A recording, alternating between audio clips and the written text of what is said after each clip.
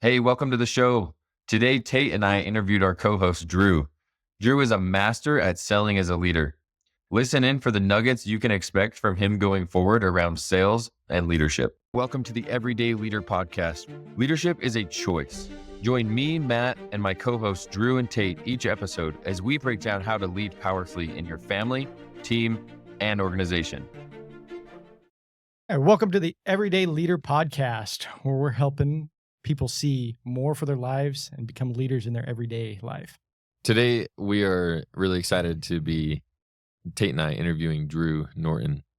And Drew is one of the co-hosts of the show, obviously. And excited for all of you to get a little bit of insight into who Drew is. I've known Drew for a little while now, probably over a year now.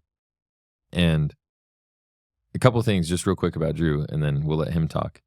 One of them is I have met very few people who have as much of a willingness and an openness as Drew does to ask for and look for like feedback and, comments and learnings from other people. And that's always just been like a really powerful demonstration to me, and something that probably comes a little bit less natural to me. So anyways, I think that is what makes Drew a master, is that he is willing to be a student.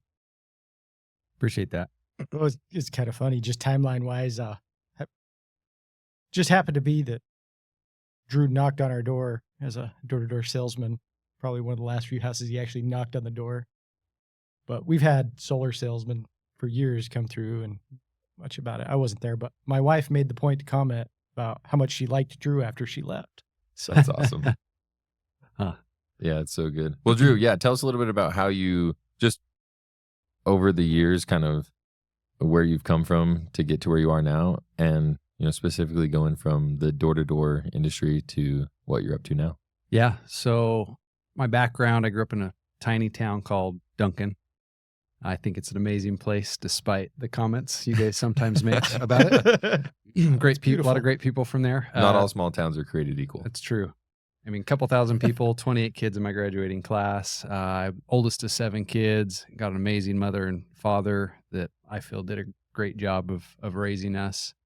I after high school, went to Eastern Arizona College, served a mission for my church for a couple years, came back and got into sales not long after being in college. And actually started in door-to-door. Did that for a few summers in college while I was going to school. Decided I was going to get a real job, that knocking doors was beneath what I wanted to do, and got into the insurance industry for several years. Eventually went back into solar, into the door-to-door space. Had a brother that was doing it and doing really well, and loved some of the freedom that it was offering him at the time. And then I got into that in my time in solar. In fact, I used to think that sales was something that, hey, if you just work hard at it, you can do well in it. And that's what I liked about it. The harder I worked, the more I could make. Mm-hmm. And at some point I ended up leading the company I was working at in sales one year, and kind of had this realization that, oh, maybe I'm actually like good at this. Maybe it's not just hard work. Like I'm actually doing pretty well, and had a lot of people reaching out, asking for my help, my advice. I began coaching and running teams. And as I started doing that, I really realized that as much as I enjoyed sales, what I really loved was working with my reps and seeing the guys I were working with develop and grow. Like to take, for example, a couple of my favorite reps I worked with, I was a church leader for them first while they were in high school. And then to see them get into the industry, do well, make 6 figures was really exciting to me. And just started to have a passion for training people how to sell and not just selling things myself. And so that slowly led to me coming to the Possibility Company, and some conversations with Chris Smith. I was looking at maybe starting my own training, and there was just a lot of alignment with the sales training Possibility Company had and with my style of selling. And I just felt like there was a great fit. And that's what got me into working as a growth leader with the Possibility Co., doing coaching and consulting. And I'd say the area I focus on specifically is in sales. Yeah. Well, that's great. One of the things I'd love for you to share with our listeners is that Drew mentioned he was leading the company he was at in sales, and Drew really has like been on top of the world in that regard in the sales world. And from our conversations, you realized that what it was taking as far as like for you physically or with your family was no longer worth it to you. I think that would be great for you to just expound on a little bit. Like, what did making that decision look like? Yeah. You know, It's obviously not something you decide overnight. yeah. Right. Yeah. There's been, I think, a few critical decisions in my journey over the past few years. The great thing about each of those points is my wife has been super supportive. One of the things I like to brag on her, there's a lot of couples and marriages where I see spouses don't support each other in their dreams or what they want to do. And I don't know if I've just like, I'm the ultimate salesman and I fooled her and that I love it. and that she just believes everything I tell her I want to do. But like any dream I've ever had, she's always just encouraged me to pursue it and chase it. So that has been like super important. First off, I think the first jump was going from working in an insurance agency where I actually had a really good opportunity to eventually possibly even buy that business, to walking away from that and getting into solar. And a little side note, what got me into solar was actually a desire to get into real estate. I'm a real estate investor as well, mostly passively at this point. And I made that leap. When I got into solar, there just came a point where I was doing both. I was investing in real estate, pretty active in that, doing solar pretty actively. And I made a decision that I wanted to go all in on what I was doing. And I never had felt like I'd really gone all in on any area of my life. And that's what led to me having this incredible sales year that I did. And it wasn't like a desire to beat everybody else. It was just like to beat myself, so to speak, like be the best version of me. And that led to a lot of success. At the same time, selling at a higher volume, making more money, spending more time doing it. There just came a point where doing that, managing a team, trying to have a family, it was hard to juggle and balance it all. And even though I realized I could make great money in the sales position I was in and what I was doing, what I really began to appreciate was how important like quality time with my family was, and making sure that came first. And I think what has really driven me the past couple years is I don't want to be that dad whose kids say, man, dad was always working, or dad never showed up to anything, or dad never made it, because I felt like that was starting to happen in my life. And as I realized that, it just, between that realization and then realizing how much I enjoyed just working and training and developing people, like that's what ultimately led to that shift in that decision. Yeah. What would you say to someone who doesn't feel like they have a choice in that? Like they feel kind of stuck in like, oh, I gotta provide for my family, or I gotta maintain this level of income, or yeah. What would you say to someone that? Yeah, I'd say it isn't necessarily easy, and I think it's easy to trick yourself into believing you don't have a choice. In fact, a couple of the big moments I've had with my wife has been when I have said, well, what if I did this instead out loud for the first time?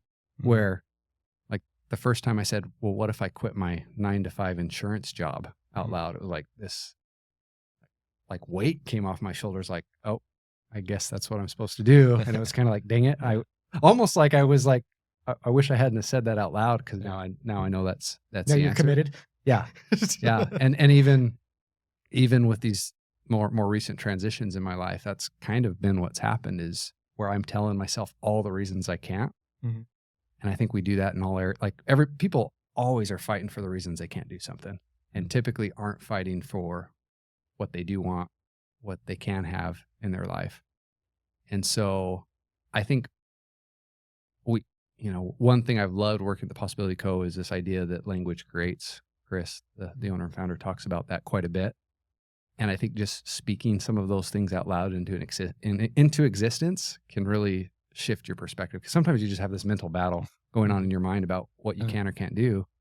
Sometimes just having a conversation with someone just makes you realize, man, I can quit, or I can do this, or I can, like, there is a way out of where I'm at. You mentioned getting into real estate, and we've talked briefly in the past about the book Rich Dad Poor Dad. Yeah. Obviously was pretty influential. Yeah. I think it was within a couple of weeks you were getting pretty active, serious about it. What made you decide to pick up that book? Like what happened in the background there for that? Actually, it was a friend named Alan Schultz. He suggested it to me. He was doing real estate. I sold him insurance at the time. In fact, I was selling him insurance. I don't know if he knows this. I was calling him. It was the end of the year. I was actually on vacation and trying to hit a bonus, calling him, calling people trying to sell insurance. And then, part of it was two parts. One, I did want to ask him about real estate, but two, I was also trying to get some last minute sales before the end of the year. And it was just a book he suggested I read. And I know the same thing happened for him. He read it and immediately invested in real estate. And it just opened my mind to some new possibilities. Just the idea, for example, that instead of often you hear growing up, or at least I heard this, and this isn't any fault on my parents. They probably heard it their whole lives. Like, we can't afford it. Mm-hmm. And one of the big lessons of that book is, how can I afford it? Mm-hmm. And just that mindset shift just led me to take some action and start pursuing some things. That comment in itself is almost a form of like removing the limitation. Yeah. Because it's not a no, it's a how can I? Yeah. Yeah.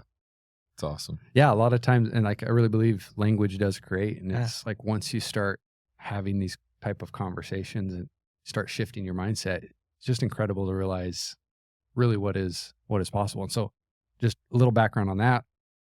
I didn't have any money to buy. I thought I'd have to have a ton of money.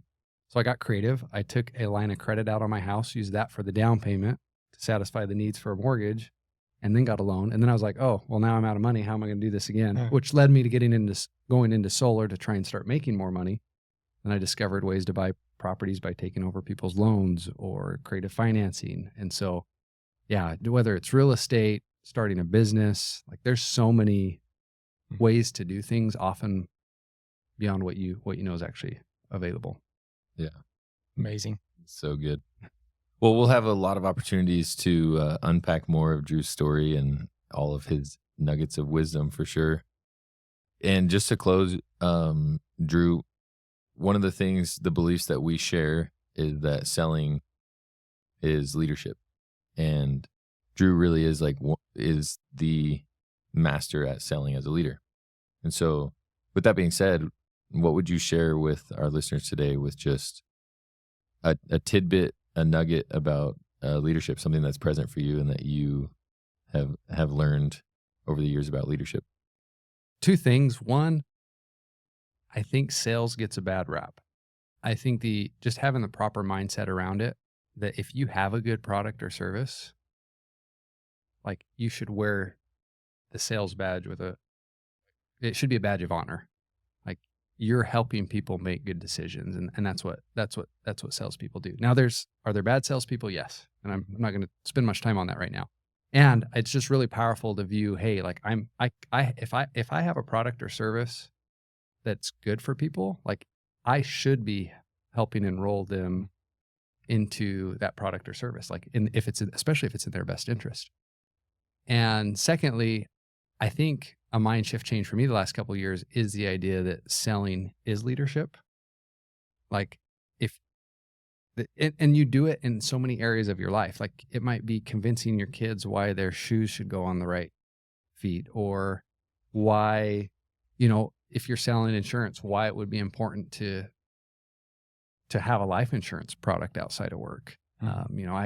I had a friend, I didn't sell a life insurance policy, and it haunts me to this day that he passed away and didn't have it. That eats at me. And so I really believe that, like, selling and leadership are closely related to one another. And really, you can look at it, and what I'm really committed to doing is helping people get what they want. And one way you can do that is through sales. Yeah. It's amazing. Yeah. Excited to unpack more. There's a lot there. So excited to unpack more of that and dive into these underlying beliefs and concepts that are pretty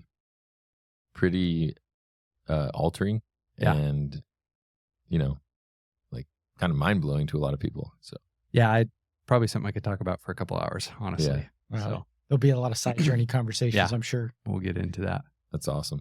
Okay. Well, yeah, thanks for sharing, Drew. This was great. Look forward to unpacking more. Awesome. Thanks for joining us on the Everyday Leader podcast. If you're ready to take your leadership journey even further, subscribe to our weekly newsletter for more insights and practical tips. And don't forget to connect with us on Instagram to stay a part of our growing community. Just follow the links in the show notes. If this episode impacted you, please help us spread the word and share the link with a friend from wherever you're listening.